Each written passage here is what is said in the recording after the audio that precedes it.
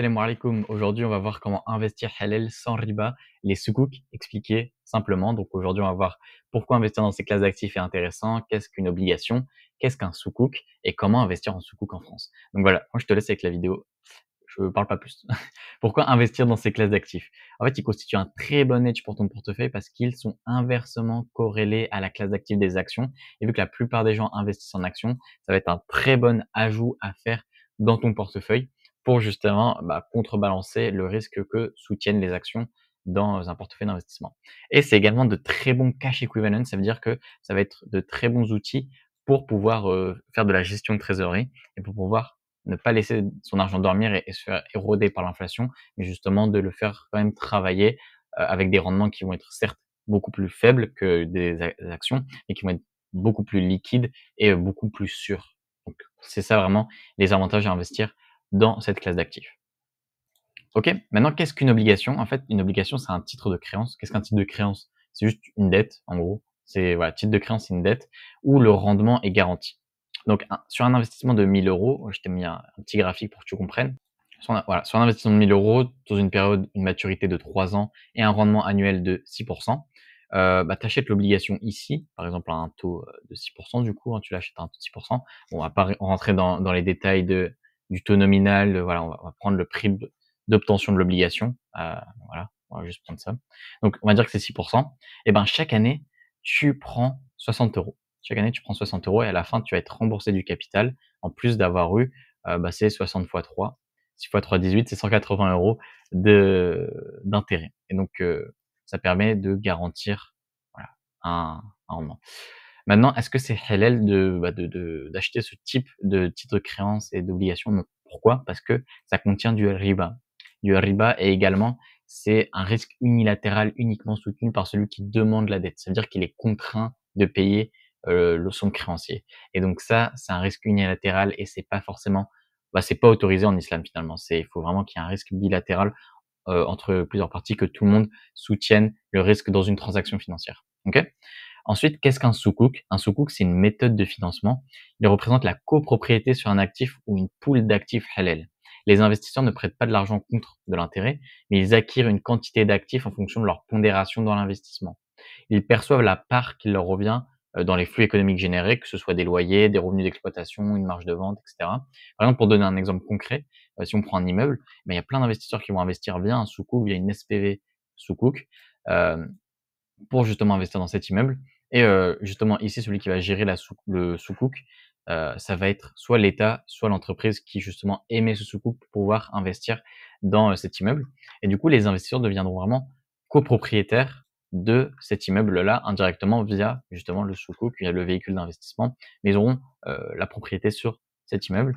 Et donc ensuite, comment ils vont faire leur rendement, donc comment le coupon va être déterminé, c'est justement grâce soit à la location directe de l'immeuble ou alors avec la vente de cet immeuble agréé. Donc il y a plusieurs montages.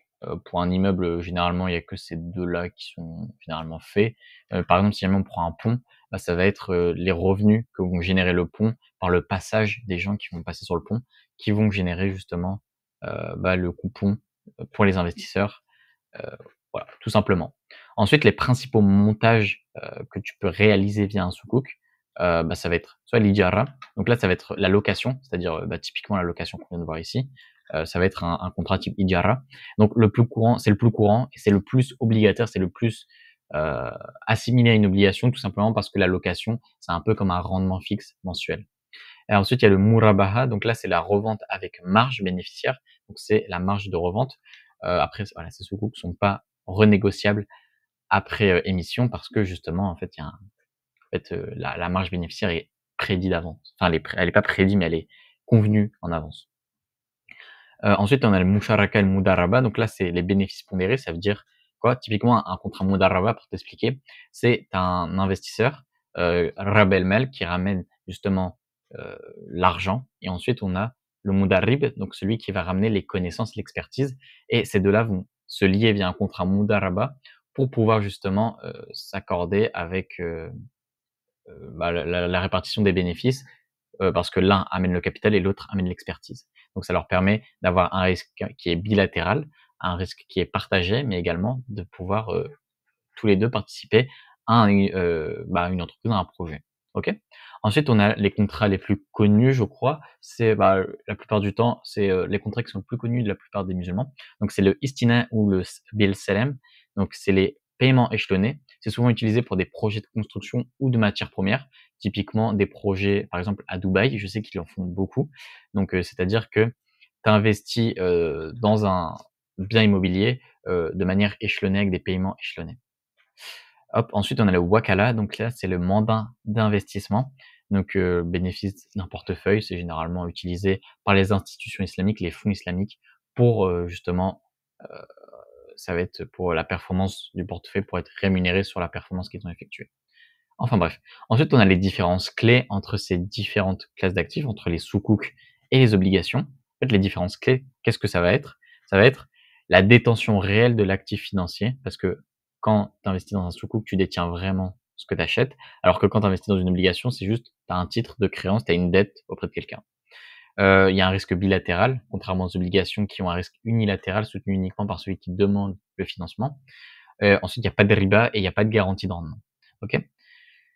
Donc voilà, il y a le risque, quoi. En gros, ça, c'est vraiment une notion de risque pour la garantie de rendement et le riba, c'est l'un des pires péchés en islam et donc c'est pour ça que, c'est pas, heu, c'est pas autorisé par, la plupart des savants et par la plupart des gens. OK?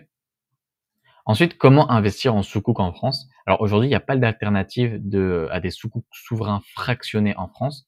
Tu peux investir dans des sukuk souverains en France via Interactive Brokers. Ils proposent des sukuk, que ce soit du KSA, donc du Kingdom of Saudi Arabia, que ce soit, de la Turquie, Singapour, je crois qu'ils en font, Malaisie et cetera. Pardon, que Malaisie et cetera. En fait, il y a plein de d'émetteurs qui en émettent, mais en fait, le ticket d'entrée est généralement de 200 000 €. Il est généralement assez élevé et donc on peut pas investir dans des sukuk souverains en France. Néanmoins, on peut investir dans ce qu'on appelle des fonds sukuk. Donc je pense que tu connais déjà le principe d'ETF. Donc un ETF, c'est un fonds mince pardon, ETF, c'est un fonds qui investit dans, différentes classes d'actifs, heu, pour justement, faciliter, l'investissement dans ces classes d'actifs ou pour alors diversifier les risques liés à l'investissement dans une classe d'actifs. Et ben là, ça va être exactement pareil. Donc il y aura des fonds sukuk pour faciliter l'investissement dans cette classe d'actifs, étant donné que le ticket d'entrée va être beaucoup plus faible que pour un sukuk, classique. Et donc, le problème avec les fonds sukuk, c'est qu'ils sont extrêmement chers. Quand je te dis extrêmement cher, c'est vraiment cher. La plupart des fonds sukuk ont des frais avoisinant les 1%, 0,70 ou alors 1,5%. Le moins cher du marché, c'est le fonds sukuk là, hop, c'est le SKUK. Je t'ai mis l'ISIN ici, comme ça tu pourras le vérifier. L'ISIN, c'est, en gros l'identifiant du fonds. Donc, tu mets ça sur internet et tu vas directement tomber sur le fonds. Ce fonds sukuk là a des frais de 0,4%. C'est le moins cher du marché honnêtement. J'ai regardé pas mal je connais les fonds sukuk, je regarde pas mal et voilà. C'est celui que j'ai trouvé ayant les frais les plus abordables du marché, 0,4%. Donc voilà, c'est pas non plus donné, hein, c'est pas non plus peu cher, mais c'est quand même le plus abordable. Donc voilà.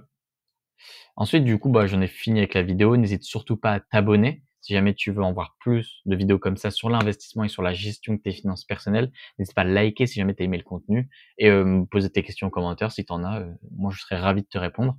Maintenant, je propose un canal WhatsApp. Donc un canal WhatsApp, le problème avec WhatsApp, c'est que tu peux pas voir les messages précédents. Donc moi, je t'invite à le rejoindre dès maintenant. Dans le canal, je vais te présenter, en fait, tu auras plus de contenu justement sur l'investissement halal, sur la gestion de patrimoine, sur la gestion de tes finances personnelles.